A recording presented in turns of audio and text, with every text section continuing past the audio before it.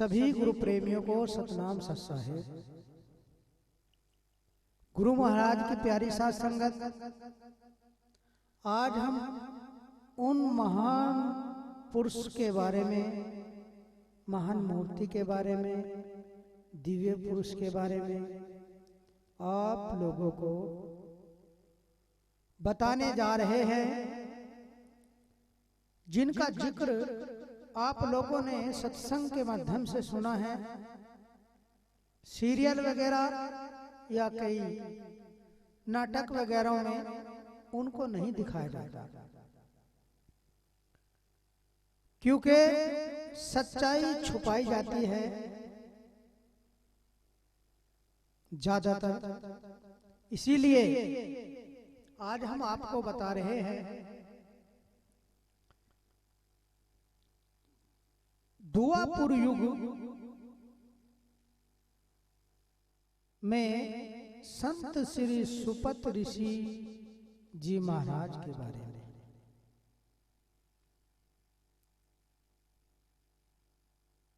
संत श्री सुपत ऋषि जी महाराज हस्तिनापुर के आसपास उनका रहने का एक आश्रम था।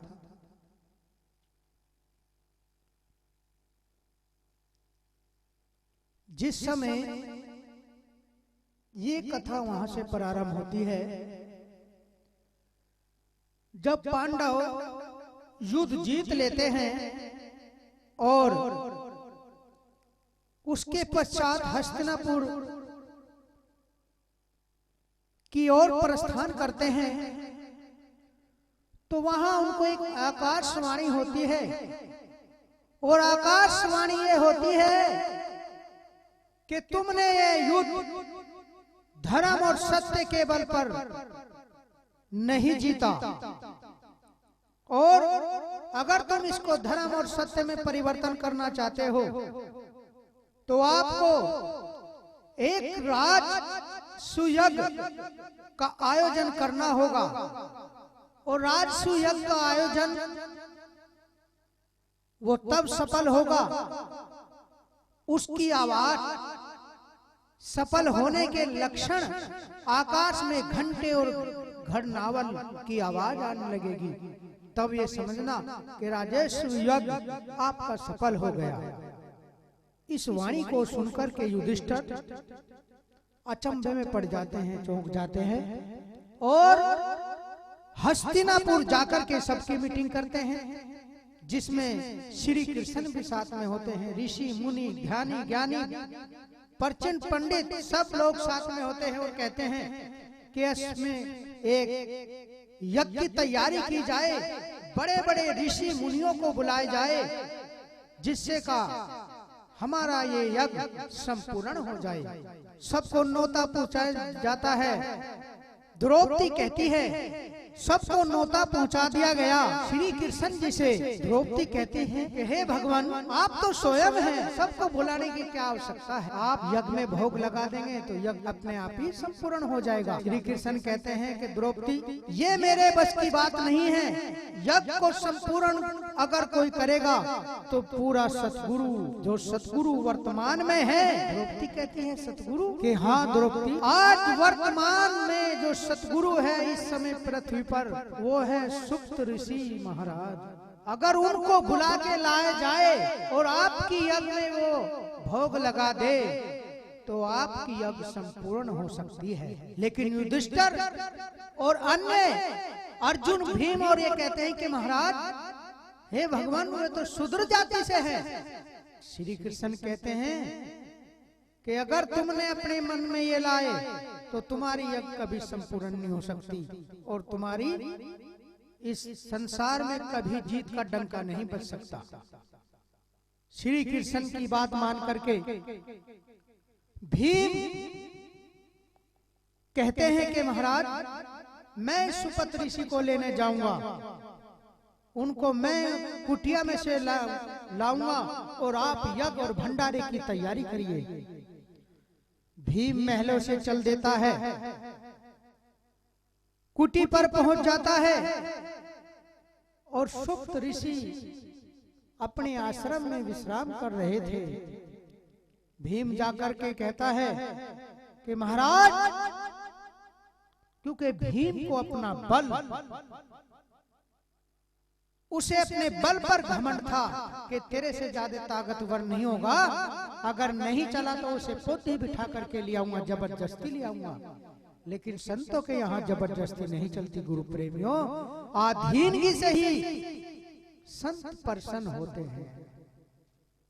तो भीम ने आवाज लगाई कि महाराज चलो महलों में चलो, और वहां यज्ञ हो रहा है, और यज्ञ में आप जो है भोजन खाना चल करके।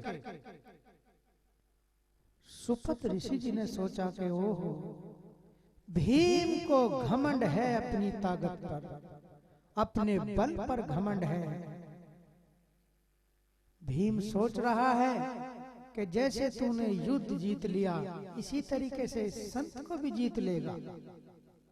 लेकिन गुरु महाराज ने, सुप्त ऋषि जी ने उसका किस तरीके से घमंड तोड़ा। सुपत ऋषि जी कहने लगे कि अरे भीम, मैं तो वैसे ही नेत्रहीन हूं बेटा, मैं तेरी साथ चलने के लिए तैयार हूं, लेकिन मेरी जो सुमरनी है, मेरी जो माला है, वो अंदर कुटी में टंग रही है खुंटी पर, जरा उसे उठा करके लिया और मैं तेरे साथ चलने के लिए तैयार हूं। भीम झटपट से जाते हैं और उस माला को छूते हैं, लेकिन वो बिल्कुल भी वहां से नहीं हिलती, खूंटी पे चिपक जाती है। पूरे संसार का वजन उस पर आ जाता है। भीम झुंझु पुंजु होते हैं, पसीने में चूर चूर हो जाते हैं और चक्कर खा करके वहीं गिर जाते हैं। लेकिन उनकी सुमरनी, उनकी माला भीम पर नहीं हिलती। गुरु प्रेमियों, जब बाहर आते हैं चक्कर खा करके हिलते जुलते भीम, और गुरुजी कहते हैं अरे भीम मेरी सुमरनी ले आया भाई। वो चुप हो जाता है। गुरुजी कहते हैं अरे जब तेरे पर मेरी सुमरनी नहीं उठी, तू अपने अंदर ये घमंड कर रहा था कि मैं सुपुत्र ऋषि को, उस महाराज को, उस महात्मा को, उस संत को मैं जबरदस्ती उठा करके ले आऊंगा। अरे जब तेरे पे मेरी सुमरनी नहीं उठी, एक माला नहीं उठी, तो तू मुझे उठा करके कैसे ले जाएगा। भीम नीचे लगा करके और अपने कैसा मुंह लेकर के महलों में आ गया। और आते ही द्रौपदी ने पूछा क्या संत जी नहीं आए, क्या गुरु जी नहीं आए। सारा हाल सुनाया कि ऐसे ऐसे हो गया। फिर श्री कृष्ण के पास ये श्री कृष्ण जी ने कहा कि द्रौपदी, भीम के अंदर बहुत घमंड था, लेकिन संतों के आगे ये नहीं चलता, वहां अधीनगी चलती है। और अब द्रौपदी निर्णय लेती है कि मैं अपने गुरु को, अपने सतगुरु को मैं रिझाऊं, किसी ना किसी तरीके से मुझे अपने सतगुरु को लाना है यज्ञ में, उनका भोग लगवाना है प्रसाद में। द्रौपदी महलों से चल देती है बंदगी करती हुई, बंदगी करती वही महलों से चल देती है और बंदगी करती करती करती करती गुरु जी के आश्रम और कुटी पर पहुंच जाती है और गुरु जी के चरणों में माथा टेकती है। पूरा दिन लग जाता है जाते जाते। गुरु जी कहते हैं कि बेटी, अच्छा द्रौपदी है,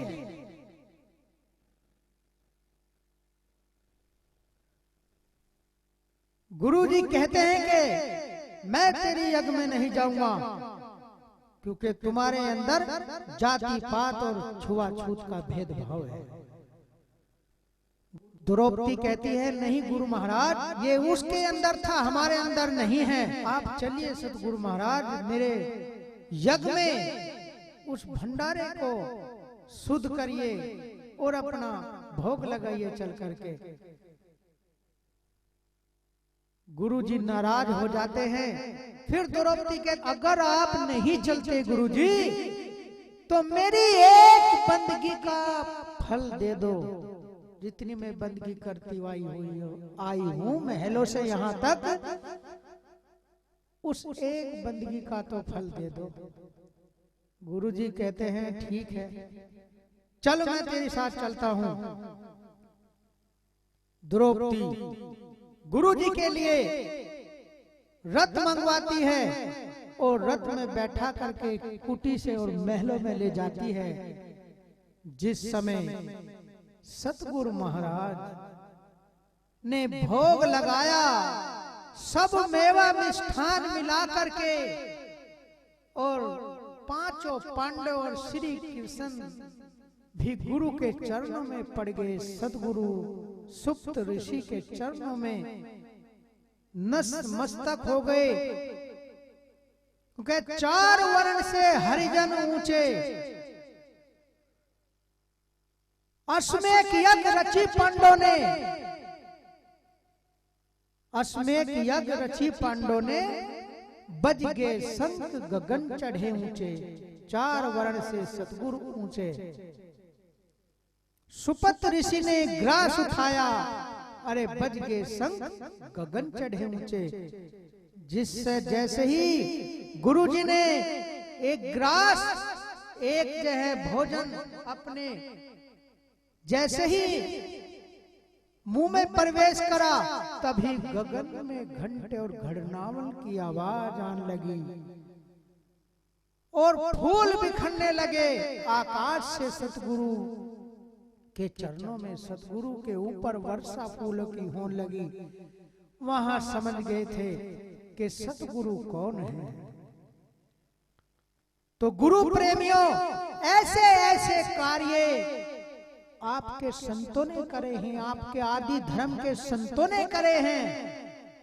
एक बार की बात है, गुरुजी गंगा घाट पर स्नान कर रहे थे। जब गंगा घाट पर स्नान कर रहे थे गुरु प्रेमियों, क्योंकि गुरुजी नेत्रहीन थे, दिव्य दृष्टि खुली, लेकिन संसार की जो आंखें हैं, इन्हें देखने के लिए, द्रौपदी को ज्ञान कराने के लिए वे द्रौपदी के घाट पे चले जाते हैं और स्नान करने लगते हैं। कुछ ही समय बाद द्रौपदी अपनी सखी सहेलियों के साथ अपने घाट पे आ जाती है स्नान करने के लिए। वहां देखती है कि तो गुरु महाराज जी स्नान कर रहे हैं। द्रौपदी कहती है गुरुजी, ये घाट तो, इस घाट पे तो हम स्नान करते हैं। संत जी कहने लगे, संत सुपत ऋषि जी कहने लगे कि बेटा, मुझे नहीं पता था कि ये तेरा घाट है, क्योंकि सतगुरु लीला दिखा रहे हैं, उसे ज्ञान कराना चाहते थे। द्रौपदी कहने लगी गुरुजी, मुझे भी स्नान करना है। इतने में ही गुरुजी कहने लगे कि ठीक है बेटा, मैं बाहर आता हूं, तुम स्नान कर लेना। जैसे ही बाहर आए तो जैसे ही पानी की लहर चली तो गुरुजी का जो कोपिन था, गुरुजी का जो लंगोटा था, वो पानी की लहरों में बह करके आगे निकल गया। गुरु प्रेमियों, जैसे ही गुरुजी ने अपने शरीर के हाथ लगाया तो उन्होंने देखा कि मेरे शरीर के ऊपर वस्त्र नहीं रहा। उन्होंने कहा बेटा, मैं बाहर तो आ जाऊं द्रौपदी, लेकिन मेरे शरीर का जो कोपिन है वो लहरों में आगे निकल गया, पानी की लहर उसको ले गई। अब मैं कैसे बाहर आ सकूं नंगन अवस्था। द्रौपदी ने इतनी सुनते ही अपनी साड़ी पाड़ पाड़ करके गुरुजी को इस तरीके से पानी में देने लगी, लेकिन एक चीर गुरु जी के हाथ लग गया और उन्होंने अपना शरीर ढक करके बाहर आए। जैसे ही बाहर आए, द्रौपदी ने गुरु जी के चरणों में माथा टेका और नमन किया, बंदगी करी। तब गुरु सुप्त ऋषि ने, संत सुप्त ऋषि ने द्रौपदी को आशीर्वाद दिया कि बेटा, आज तूने मेरे नंगन शरीर पे ये वस्त्र ढका है, एक समय ऐसा आएगा कि तेरी जीवन में ये घटना होगी कि तुझे नगन किया जाएगा। तू मुझे याद करना बेटा, आज इस चीर के बदले अनंत चीर बढ़ जाएगा, कोई तुझे नगन नहीं कर सकता, सब थक जाएंगे। और ये दृश्य गुरु प्रेमियों, इसे ये दृश्य जिस समय द्रौपदी को भरी सभा में दुर्योधन दुशासन के द्वारा नंगी करी जा रही थी, उस समय द्रौपदी को याद आया अपने सतगुरु, अपने सुपत्र ऋषि, अपने गुरु की याद। तब उसने याद किया अपने सतगुरु को, तो दुशासन भी थक गया था। चीर खींचते खींचते, साड़ी खींचते खींचते दुशासन भी थक गया, लेकिन वो साड़ी शरीर से नहीं उतरी थी। गुरु प्रेमियों, वो किसका आशीर्वाद था? वो गुरु सुपत्र ऋषि का आशीर्वाद था, वो संत सुपत्र ऋषि का आशीर्वाद था। लेकिन संसार ने सच्चाई नहीं दिखाई। संसार क्या कहता है? वो क्या होता है कि श्री कृष्ण ने चीर बढ़ाया है, श्री कृष्ण ने लीला दिखाई है। वो लीला अगर दिखाते तो अश्वमेध यज्ञ क्यों ना पूरी कर देते? गुरु प्रेमियों, सारी बिच नारी है, नारी बिच सारी है। वो इस अचंभे को देख करके वहां तक नहीं पहुंचे थे। गुरु प्रेमियों, ये सतगुरु का आशीर्वाद होता है। सतगुरु मालिक होते हैं, इस पृथ्वी के भी मालिक होते हैं, इस प्राणी के भी मालिक होते हैं, इस शरीर के भी मालिक होते हैं। जो कुछ करते हैं सब सतगुरु करते हैं। इसीलिए सतगुरु सुपत्र ऋषि ने द्रौपदी को वहां आशीर्वाद दिया और उसी आशीर्वाद को अपना वचन उस संत ने वहां एक नारी अबला की इज्जत बचने से, आबरू खत्म होने से प्रकाश डाला, नारी की रक्षा करी। गुरु प्रेमियों, अगर नारी की रक्षा करी है तो आदि धर्म के संतों ने करी है। तो ये हमें जानना चाहिए गुरु प्रेमियों। ऐसे थे संत सुपत्र ऋषि जिन्होंने द्रौपदी की लाज बचाई थी, लाज। तो ऐसे आपके धर्म में, आदि धर्म में, इस शूद्र वंश में एक से एक महान पुरुष हुआ है। आप सुनते जाइए और अपने जीवन में इनके विचारों का आचरण करे और अपने जीवन को भी धन्य करे। गुरु प्रेमियों, ये सुप्त ऋषि की कहानी है। बड़ी तपस्या, 12 साल तक की तपस्या गुरु सुपत्र ऋषि ने पेड़ के नीचे बैठ करके प्राप्त करी। उस शक्ति को प्राप्त करी, अलौकिक निर्गुण भक्ति धारा के संत बने और लाखों करोड़ों लोगों का उद्धार करा। गुरु प्रेमियों, तो इसीलिए हमें ये जानना है, संत से सब होत है, संत से सब होत है, जो चाहे सो करे और संग लखे भगवान, संत से वो भी डरे। गुरु प्रेमियों, जो संत कर देता है इस संसार में कोई नहीं कर सकता। वृक्ष कभू ना फल बके, नदी ना सिंचे नीर, परमार्थ के कारण साधु धरे शरीर। उसकी वाणी, उसका शरीर सब इस मानव जाति के लिए होता है, परमार्थ के लिए होता है, पुरुषार्थ के लिए होता है। तो गुरु प्रेमियों, अपने महान पुरुष का आदर और सम्मान करते रहिए और उनके बताए हुए मार्ग पे चले तो आपका जीवन भी सार्थक होगा। तो बोलो साधो सत साहेब, जय गुरु रविदास, जय गुरु समनदास, सतनाम।